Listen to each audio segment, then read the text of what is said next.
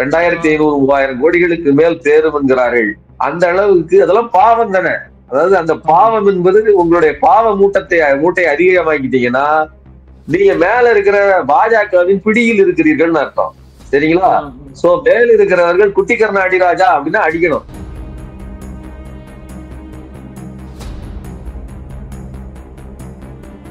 அண்ணாமலை இருக்கிறாப்ல, அண்ணாமலைட்ட வாயை தவிர வேற எதுவும் இல்லை. செயல் என்பது சவடால் மட்டும்தான். அதனால சவடாலே அது அவங்களுக்கு புரியும். அதனால நீங்க அப்படி பாத்தீங்கன்னா ஒப்பீட்டு அளவில் நயனார் நாகேந்திரன் ஒரு அதாவது அண்ணாமலை கதி அப்படின்னு ஒரு கேள்வி இருக்கா இல்லையா? அதோ கதிதான். என்ன சொல்றீங்க? எங்க கட்சி அப்ப திருச்சாவோட நிலைமைங்கிற மாதிரிதான் இருக்கு கேள்வி. திருச்சாவோட எப்பட்டா வாழ்ந்த கொங்கு மண்டலத்துல கவுண்டர் சமூகத்தையும் தென் மாநிலத்தை மையமாக வைத்து தேவர் சமூகத்தையும் ஒரு கணக்கு போட்டு ஒரு ஜாதி கணக்கும் அமித்ஷா போட்டிருப்பதாகவும் தகவல் வெளியாகிறது. போக்கு பார்த்தா அதுவும் உண்மைதான் மாதிரி தெரியுது. அதையும் சேர்த்து புரிந்து கொள்வது அதுவும் உண்மைதான் இல்ல, அது ரொம்ப முக்கியமான உண்மை. பாம்பன் பாலத்தை திறப்பதற்காக மோடி அவர்கள் வர இருக்கிறார். வந்துட்டு ஏன்னா ராமநாதபுரம் பகுதி தான் இங்கு முக்குளத்தோர் மிகச்சிறந்த உயர்வானவர்கள், அவர்கள் தேவர்கள் என்று அழைக்கப்படுவார்கள். அந்த காஸ்ட் ரொம்ப சிறப்பானது அப்படின்னு அதை பெருமையா பேசுறதுக்கு கூட வாய்ப்பு இருக்கு. ஏன்னா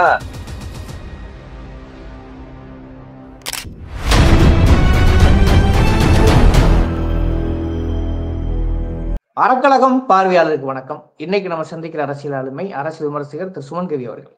வணக்கம் தோழர். வணக்கம். என்ன நடக்கிறது? தமிழ்நாட்டில் பிஜேபி அரசியல் வானம் மாற தொடங்கி இருக்கிறதா என்கிற ஒரு கேள்வியோடு தான் ஆரம்பிக்க விரும்புகிறேன். காரணம், இப்பொழுது ஜஸ்ட் ஒரு நிமிஷத்துக்கு முன்னாடி கூட அமித்ஷா அறிவுறுத்தல் என்ற தகவலே வெளியாயிருக்கிறது.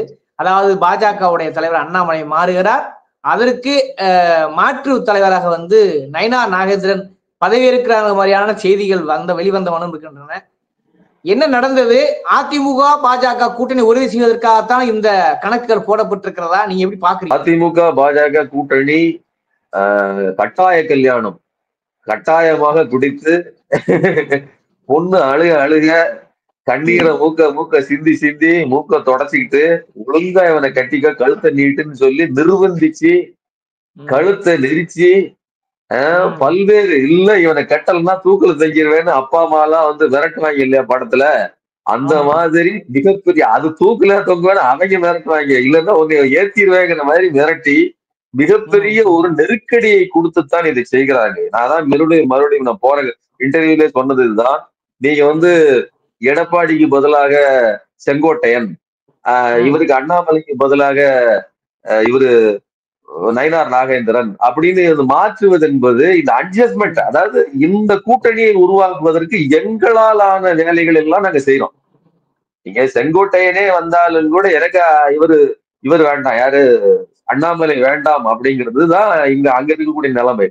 அப்ப அதை அட்ஜஸ்ட் பண்ணி எப்படியாவது இதை இணைத்து விட வேண்டும். அந்த அது எவ்வளவு ஸ்ட்ராங்கா அவங்க இதை பண்றாங்க பாருங்க. ஒரு பலாத்காரம் தான், ஒரு வலிந்து திணிக்கப்பட்ட ஒரு வேலைதான். அப்ப இவ்வளவு பெரிய நெருக்கடியை கொடுத்து நீங்க மறுபடியும் நீங்க நேத்து கூட பேசும்போது சொன்னீங்க ஷிண்டேவை உருவாக்குங்க. ஷிண்டேங்கிறது யாருங்க? துரோகி தானேங்க. நீங்க ஷிண்டேங்கிற வார்த்தைக்கு என்ன ஒரு காலத்துல நாம எட்டப்பன்னு சொன்னோம். ஆமா, இன்னைக்கு நீங்க ஷிண்டேன்னு சொல்றீங்க. ஆள்கள் பேர்கள் மாறுதே தவிர துரோகிகள் தானே அவங்க.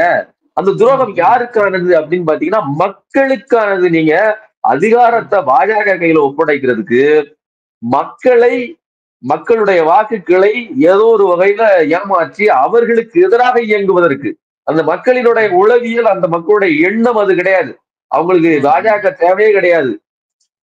ஆனா ஒரு முகத்தை காட்டி இந்த முகத்துக்கு போடுங்கன்னு சொல்லி ஒரு திட்டத்தை வகுப்பது என்பது, அப்ப ஷிண்டே என்பது துரோகத்தின் அடையாளம்.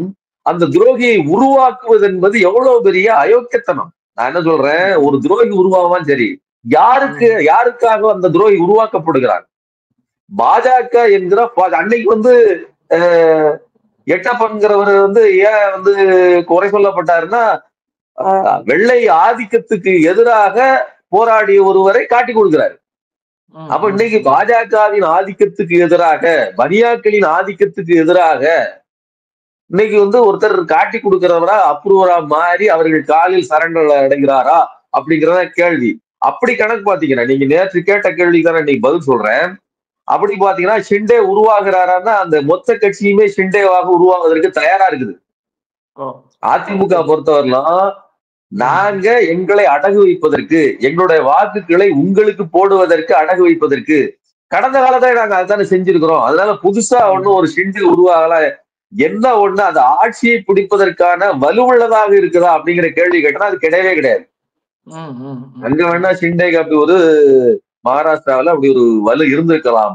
அப்படிப்பட்ட வலு இங்க எடப்பாடிக்கும் கிடையாது, செங்கோட்டையனுக்கும் கிடையாது, வேற யாருக்கும் கிடையாது. ஒன்றே ஒன்று, அதிமுக யார் கையில் இருக்க போகிறது, அதை கொண்டு போய் எப்படி பாஜகவுக்கு பணிவிடை செய்கிற அடிமையாக மாற்றப் போகிறோம் அப்படிங்கிறதுலதான் இந்த பேரம் நடந்து கொண்டிருக்கிறது அப்படின்னு நம்ம பார்க்கணும். அந்த வகையில் எடப்பாடி பழனிசாமியாக இருந்தாலும் சரி, அல்லது நீங்க செங்கோட்டையனாக இருந்தாலும் சரி, யாருக்குமே ஒத்து வராத ஒரு நபர் இந்த அது தனிப்பட்ட நபர்களை கூட சொல்ல வேண்டியதில்லை, எந்த ஒரு பொலிட்டீஷியனுக்குமே இணங்கி செயல்படக்கூடிய ஒரு நபராக இல்லாதவர் இந்த அண்ணாமலை. அண்ணாமலையோட சேர்ந்தா எவனும் அரசியல் பண்ணவே முடியாது.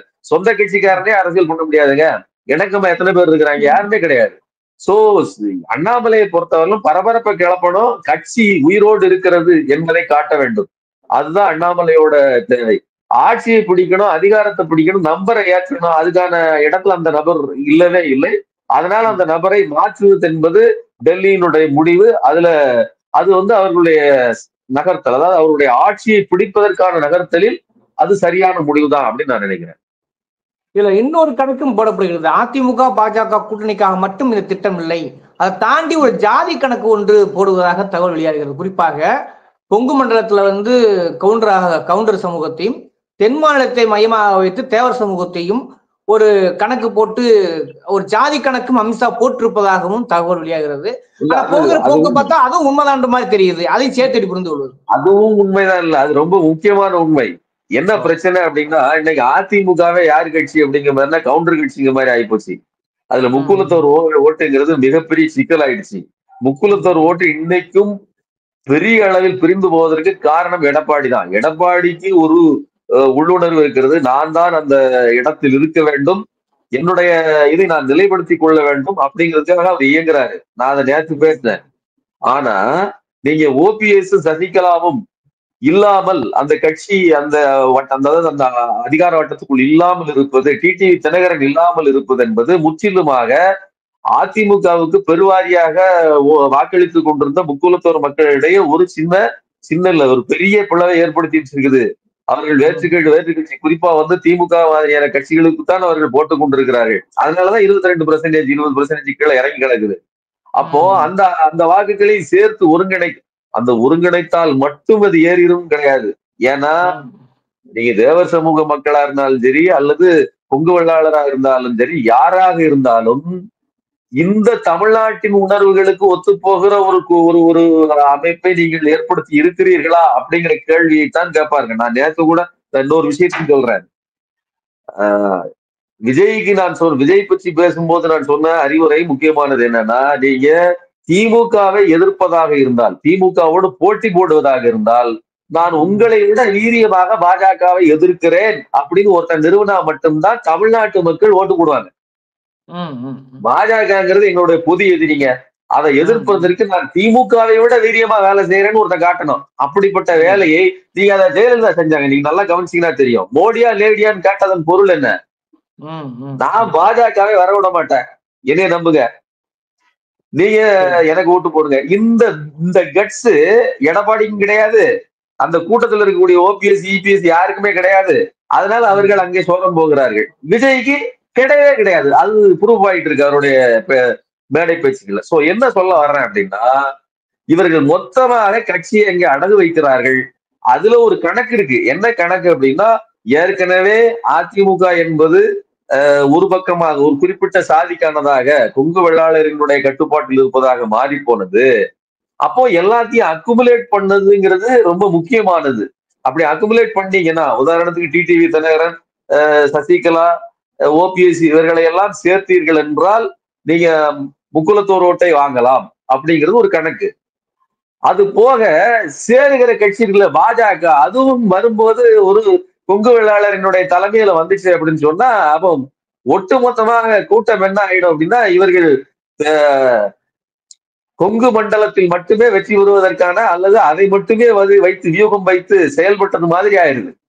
மற்ற பகுதி அவர்களுக்கு தேவையில்லைன்னு ஆயிடும். சோ அதாவது ரொம்ப பின்னாடி போறதுக்கான வாய்ப்பு இருக்கும். அதனால இந்த சாதி கணக்கை இவர்கள் கண்டிப்பாக போட்டு நிற்கிறார்கள். ஏன் மேபி வந்துட்டு அடுத்து 2 நாள் கழிச்சு பாம்பன் பாலத்தை திறப்பதற்காக மோடி அவர்கள் வர இருக்கிறார். வந்துட்டு ஏன்னா ராமநாதபுரம் பகுதி தான் இங்கு முக்குளத்தோர் மிகச்சிறந்த உயர்வானவர்கள், அவர்கள் தேவர்கள் என்று அழைக்கப்படுவார்கள், அந்த காஸ்ட் ரொம்ப சிறப்பானது அப்படின்னு அதை பெருமையா பேசுறது கூட வாய்ப்பு இருக்கு. ஏன்னா கொங்கு வெள்ளாளர்களை பற்றி பெருமையா பேசினவர் தானே. ஏன்னா நீங்க நாட்டின் முதல் பிரதமர்னு நம்ம சொல்றோம், ஆனா அவர் ஓட்டுக்காக இப்படி சாதி ரீதியா இறங்கி பேசுவதற்கும் தயங்காதவர்.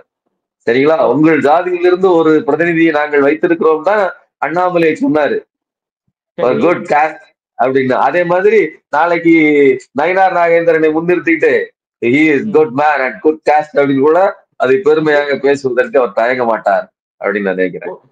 ஓகே, இன்னொரு விஷயம் என்னன்னா, சரி ரைட் ஓகே, நீங்க சொல்லபடி இந்த கணக்கில் கிட்டத்தட்ட ஒரு 90% உறுதியாகி விட்டது போல் தெளிவாக தெரிகிறது.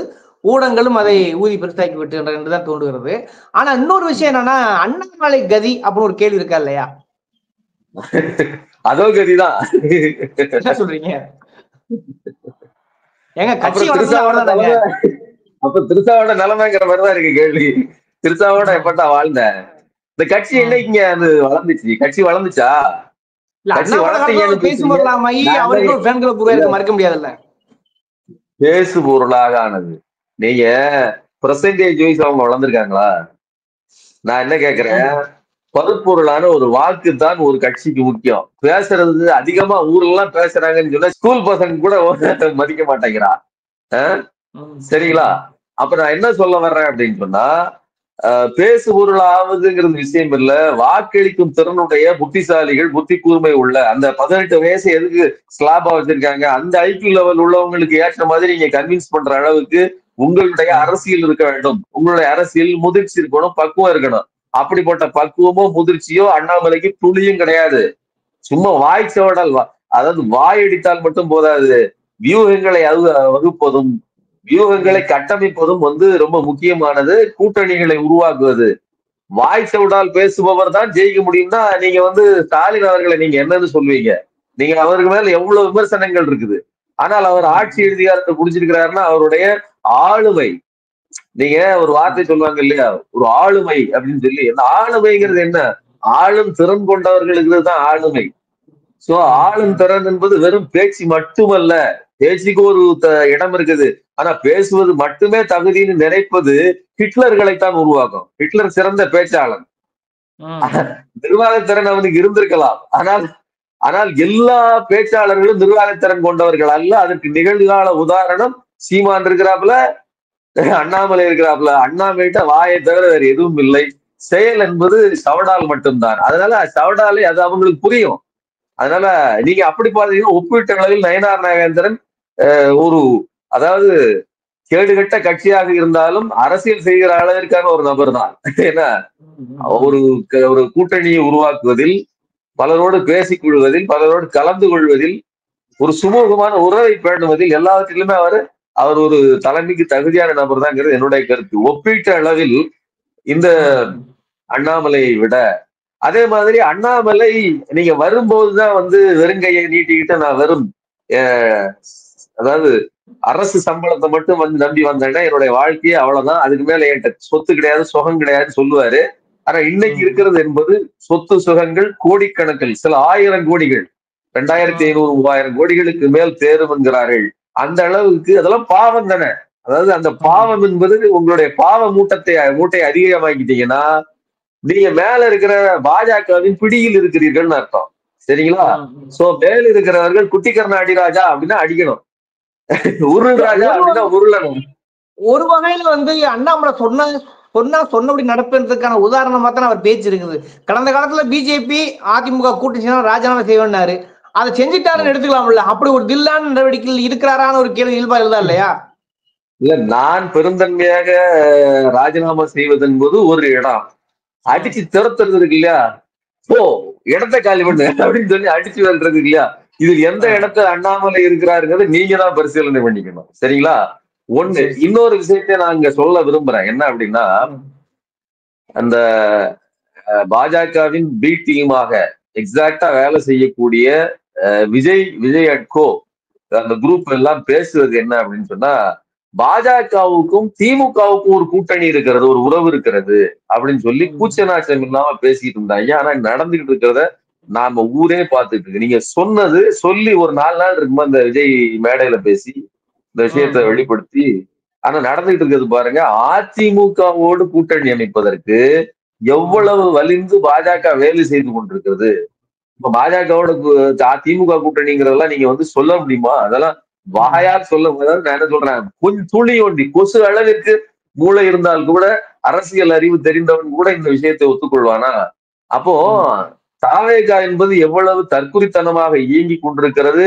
தன் கையில் இருந்த நல் வாய்ப்பை, அதாவது ஒரு அதிமுகவோடு கூட்டணி அமைப்பதற்காக இருந்த வாய்ப்பை எக்ஸ்ட்ரா பேரம் பண்ணி அதை இழந்தது மட்டும் இல்லாமல் இன்றைக்கு வேறொரு கூட்டணிக்கு வாய்ப்பை ஏற்படுத்தி கொடுத்து விட்டு சம்பந்தம் இல்லாமல் உளறி கொண்டிருக்கிறது அப்படிங்கிறது நம்ம பார்க்க வேண்டியது. இதெல்லாம் இந்த சினாரியாவில் நம்ம பேச வேண்டியது. ஓகே, இது வந்து ஒரு தரப்பு பார்வையாக அல்லது ஒரு கட்சி நலன் கருதியோ அப்படி நடப்பதற்கில்ல. இது பல்வேறு சாணக்கியத்தனமான அரசியல் கூட்டல் கணக்கில் நடந்திருக்கின்றது. குறிப்பாக ஜாதியும் ஒரு பெரிய பங்கு வகிக்கிறதை மட்டும் நீங்க சொல்ற விஷயம் வந்து புரிந்து கொள்ள முடிகிறது. அப்படியே மக்கள் பார்வைக்கு விட்டுவிடுகிறேன். விவாதச்சொல் அறக்கலருக்கு நேரம் ஒதுக்க நன்றி.